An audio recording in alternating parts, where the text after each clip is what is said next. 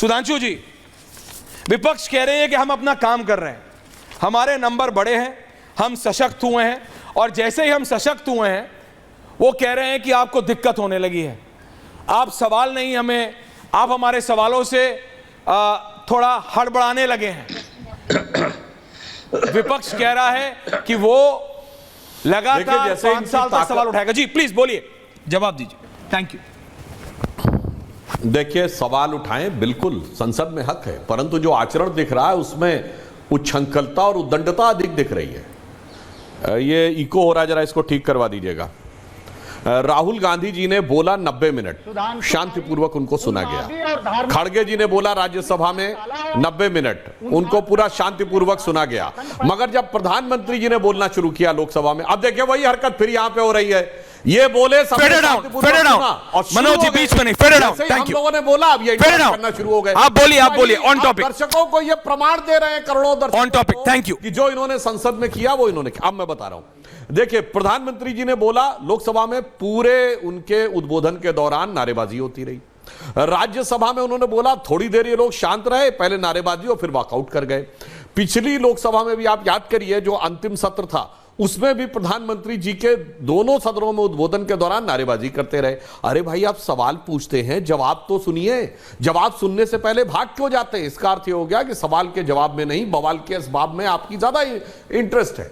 इसीलिए हम ये कहना चाहते थे, जैसे उन्होंने नीट का प्रश्न पूछा, मणिपुर का प्रश्न पूछा, प्रधानमंत्री जी ने हर चीज का उत्तर दिया, परंतु ये अपनी बढ़ी हुई ताकत का इस्तेमाल झूठ के लिए कर रहे हैं। राहुल गांधी जी ने लोकसभा में खड़े होकर कहा कोई एमएसपी नहीं दी जा रही, जो सरासर झूठ था। कृषि मंत्री ने तुरंत कहा कि एमएसपी 2.5 गुना बढ़ी है और 23 फसलों पर एमएसपी दी जा रही। ऐसे सदन के पटल पे खड़े होकर झूठ नहीं बोलना चाहिए। फिर उन्होंने कहा अग्निवीर को कोई कंपनसेशन नहीं मिला। रक्षा मंत्री ने खड़े होकर कहा कि जिस अग्निवीर का अजय कुमार का वो जिक्र कर रहे थे, 1 करोड़ रुपए का कंपनसेशन मिला। तो सदन के पटल का झूठ के लिए प्रयोग नहीं करना चाहिए। और झूठ की इंतहा तो यह हो गई कि राहुल गांधी जी भगवान की फोटोएं लेके आने लगे। और मैं पूछना चाहता हूं कि इन्होंने तो झूठ बोलते बोलते इस्लाम में अभय मुद्रा बता दी। अरे भाई, इस्लाम में तो कोई चित्र नहीं होता, अभय मुद्रा कहां से आ गई?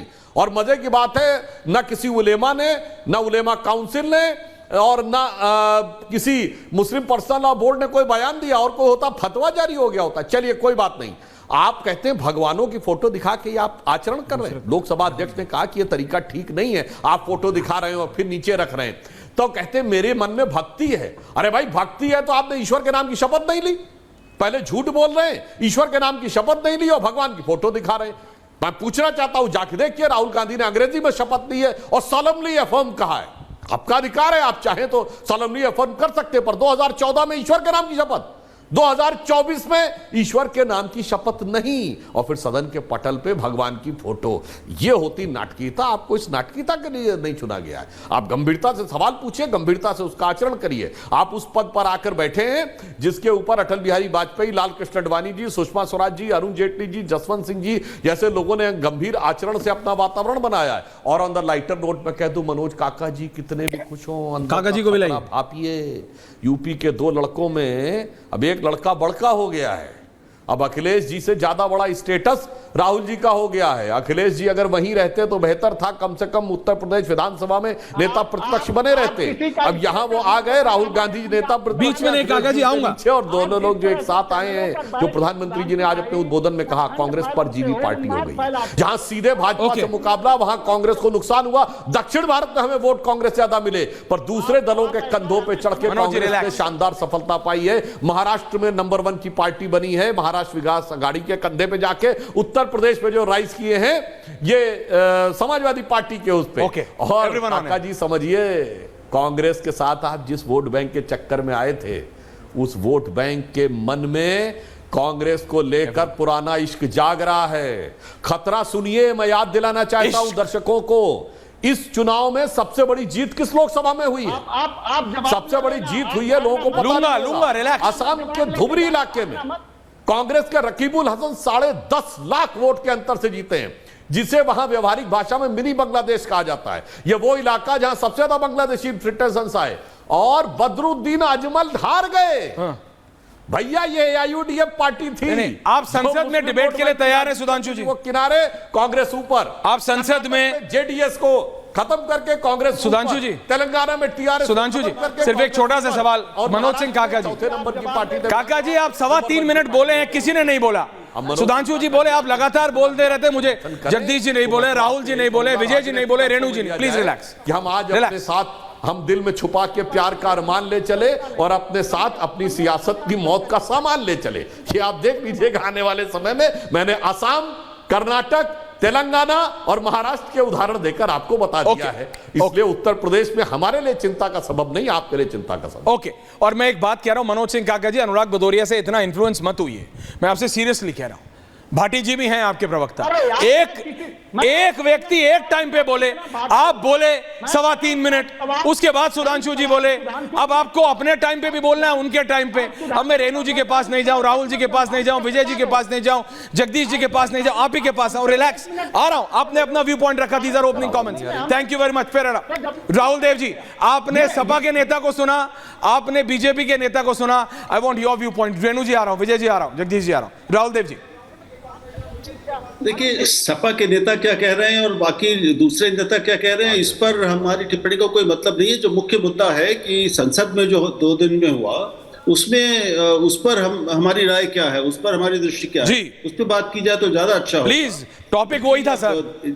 जितने नेता होते हैं उतनी तरह की बातें होती हैं, और जितने प्रवक्ता होते हैं उतनी तरह की बातें होती हैं। तो सदन में देखिए, जो लोकसभा में हुआ, मैंने जैसे जब वो बहस चल रही थी उस समय ही ये लिखा था कि जब प्रधानमंत्री बोल रहे हैं, जब राहुल गांधी अपना पहला भाषण दे रहे थे नेता प्रतिपक्ष के रूप में, उस समय पूरे सदन ने उनको शांति से सुना। सिर्फ बहुत संक्षिप्त इंटरवेंशन हुए 4 या 5, लेकिन जब प्रधानमंत्री बोलने लगे तब लगातार सदन का जो विपक्ष का व्यवहार रहा, वो नारेबाजी करते रहे। मैंने इसका उस समय भी विरोध किया था, इस समय भी कर रहा हूँ। ये गलत बात है। कम से कम जो गट्सी राहुल गांधी यानी नेता प्रतिपक्ष के प्रति पक्ष ने दिखाई थी, सरकारी पक्ष ने दिखाई थी, वही प्रधानमंत्री के प्रति विपक्ष को दिखानी चाहिए थी। और उनका ये कर्तव्य था नेता प्रतिपक्ष के नाते कि वो अपने विपक्ष से ये करवाते। उन्होंने उल्टा किया उसका।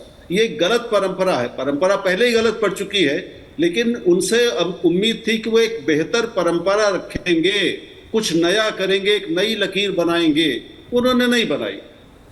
तो ये बिल्कुल साफ बात है। लेकिन दूसरी बात यह भी है कि प्रधानमंत्री ने भी कल जो जवाब दिया उनका, उस पर उन्होंने बहुत सारी ऐसे बातें कही हैं जिन पर आपत्ति की जा सकती है, जो मुझे अच्छी नहीं लगी, हो सकता है कुछ लोगों को अच्छी लगी हो। लेकिन प्रधानमंत्री से हम जो अपेक्षा करते हैं कि वो अपने पद की गरिमा के अनुरूप बात करेंगे, गंभीर बात करेंगे, बिना नाम लिए किसी व्यक्ति को बालक बुद्धि बार बार कहना, ये उनको शोभा नहीं देता। चुटकी लेने का भी एक जरूरत होती है, चुटकी भी चलती है बहस में, लेकिन उसकी भी एक तरीका होता है। हर व्यक्ति के स्तर के अनुसार चुटकी होनी चाहिए। व्यंग का स्तर भी व्यक्ति के अनुसार और पद के अनुसार होना चाहिए। मेरे हिसाब से वो नहीं था कल प्रधानमंत्री की बात। Point taken sir.